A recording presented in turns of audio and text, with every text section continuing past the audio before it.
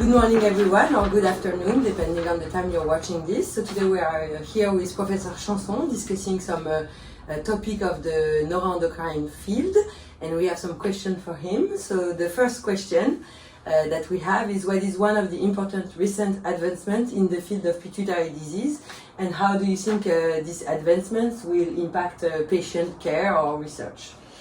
I think that one of the most important recent achievement was about the molecular mechanisms of craniopharyngiomas, and with that all that the ideas, the therapeutic ideas that had been developed concerning papillary craniopharyngiomas, and the papers appearing, and particularly recently the paper in New England Journal of Medicine about the treatment by anti-BRAF and anti-VEGF with a decrease in the size of the craniopharyngioma, particularly when it is located in the hypothalamic area, where we know that by surgery we will have potential devastating consequences in terms of obesity. And so I think that it's really something which changed our practice already, because we had some patients, we share some patients in France having this craniopharyngiomas and having this treatment, which allowed to perform surgery in better conditions than with these huge tumors.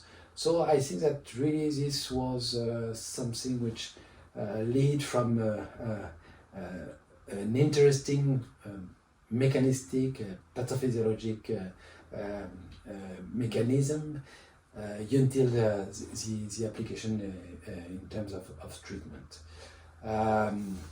Obviously, we need now for the most frequent craniopharyngiomas, which are the adamantiumous craniopharyngiomas, to have the same result in terms of treatment. This is not the case, but we can have hope on that. For me, in terms of practice, comparing to what we were doing many years ago, it seems this is something new. Okay, thank you very much.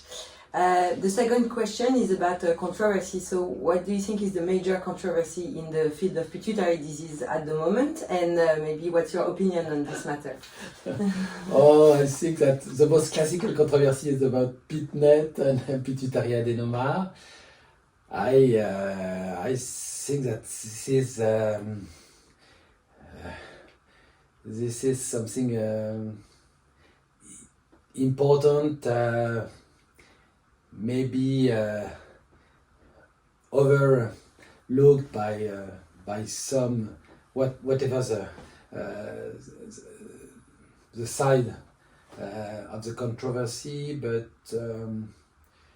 recently, a few minutes ago, a discussion with patient in an education session, and they were four patients, and every of these patients were telling about the shock that they had when they were informed that they have a tumor, and it was Cushing, so it was small, and so this is really something that with my long career before, I already know that speaking about tumor will be something which is a problem. So I understand perfectly that in terms of classification and WHO and so on, this is important to speak really of what we need to speak. But in fact, when patients look at the report, at the pathological report, or at the operative report and so on, they may have this shock, and it's better when it's explained by the physician before. So this is my main concern with that. That remains my main concern with that.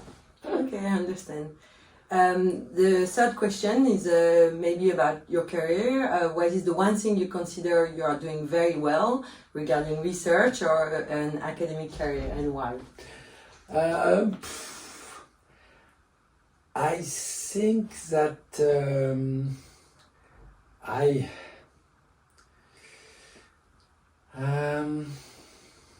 don't know if I do very well, but this is something which is very enthusiastic for me, and it works. Is it to observe the patients, to know very well, to try to know very well pathophysiology, and to stop on some clinical aspects which have not been explored before, and thereafter to have an hypothesis on various clinical biological aspects, and to make an hypothesis and to try to build a study and to have results. So I'm really convinced that the clinical observation and the clinical practice is really full of ideas about important things for the patient, for science and so on. So I really, I'm a clinician and I think it's important. But you need also to have a good culture about what has been published before, because many people are reinventing the wheel and publishing some things which have been published before, and I think that a lot of loss of time. Well, but so both clinical observations, ideas, and but good knowledge of what has been published before. Okay.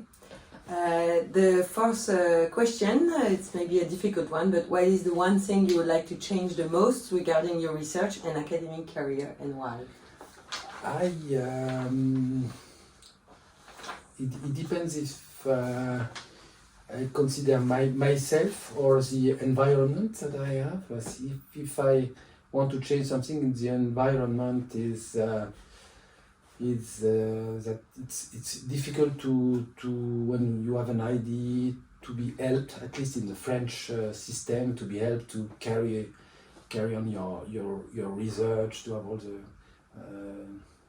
the help that you need and goodwill. Wow.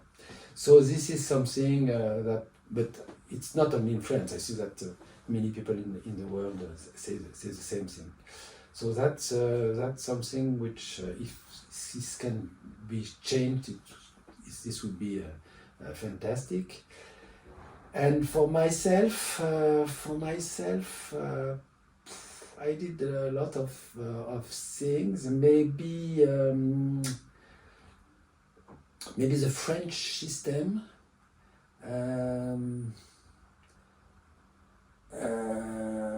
Because I compare with other systems, make the young doctors not really challenged and prepared for having research.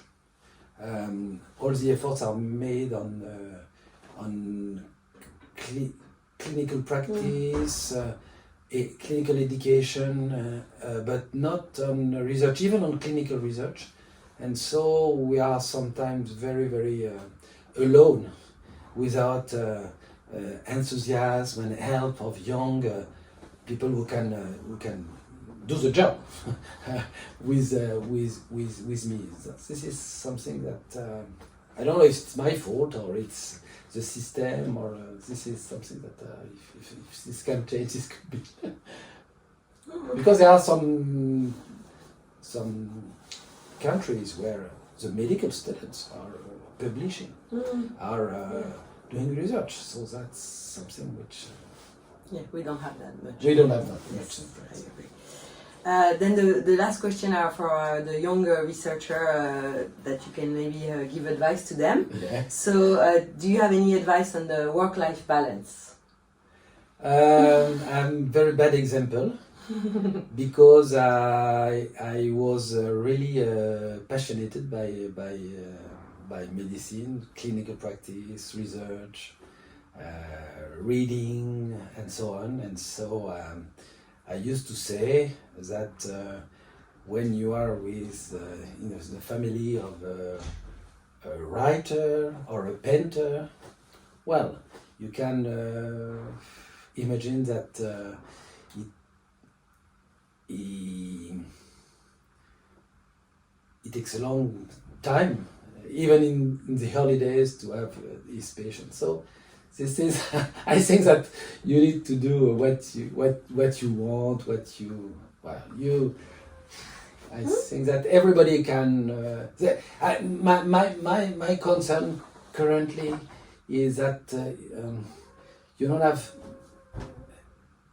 Nobody has to have the same balance, obliged balance, because this is good for that, this is good for that, and so on. Let the people do what they want. This is their.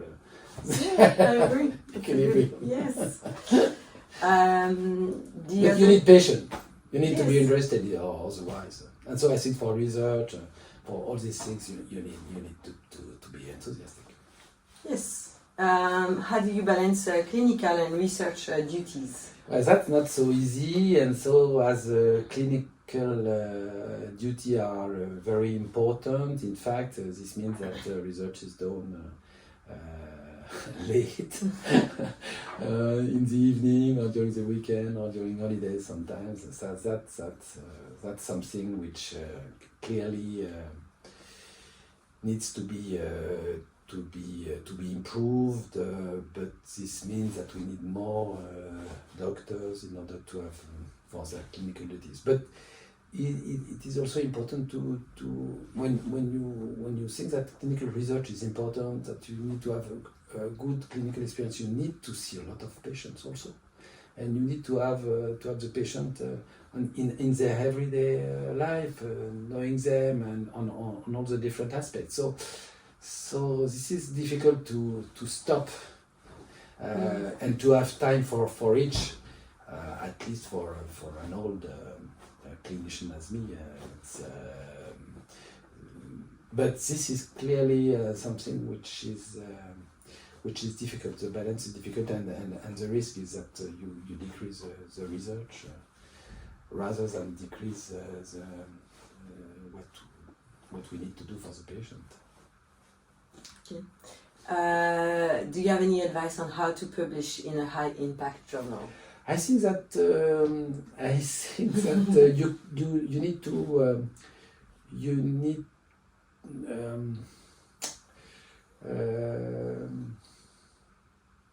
if you have a good idea,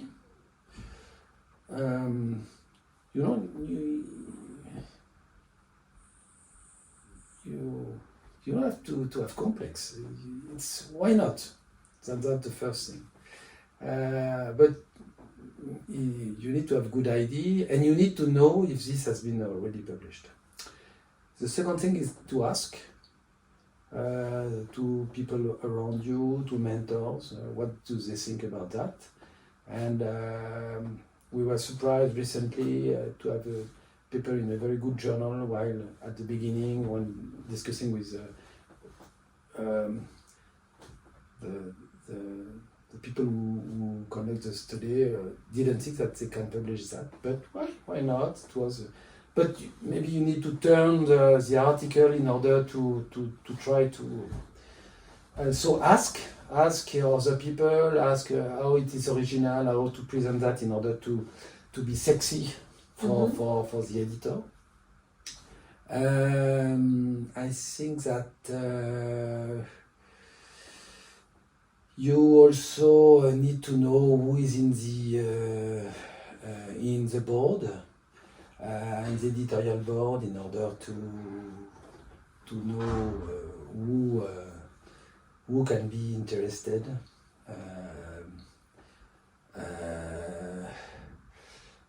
I think that you have to say that when you don't want a reviewer, even if the editor will give the paper to the editor, but you need clearly to say, well, I don't want that for that reason or the other or another reason.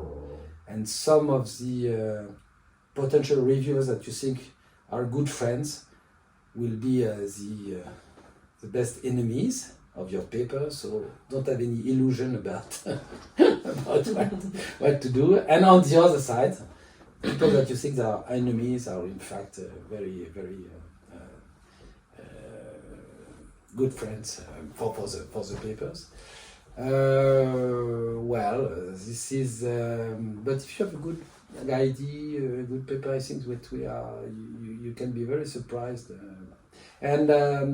The third thing, at least for French, always ask native English to read the paper, because the English need to be perfect first, and thereafter it can be sent to the reviewer, and for the reviewer have a positive when it's. But if there is any problems, it blocks, even if the paper is not so bad. Okay. That's and finally, do you have any other career advice for young researchers? I think that there is place for everybody. That people who work, who are enthusiastic, who even if they cannot do their career in their country, they can travel. There is place for a lot of people, and. Yes, even in clinical research, there is really potential for many people. I think that young people also need to not only to focus on basic research. There is a lot of things to do in public health, in epidemiology, and this is when you look. I really look at the papers and the number of epidemiology papers in good journals is impressive, even if they are not so good. So I think that we need to improve, at least for example in France, this is really the case. We need to improve the number of people involved in epidemiology of many diseases, diabetes, metabolism, and so on. Okay. So that was our last question. Thank you very much. You. Thank you very much. It was a pleasure.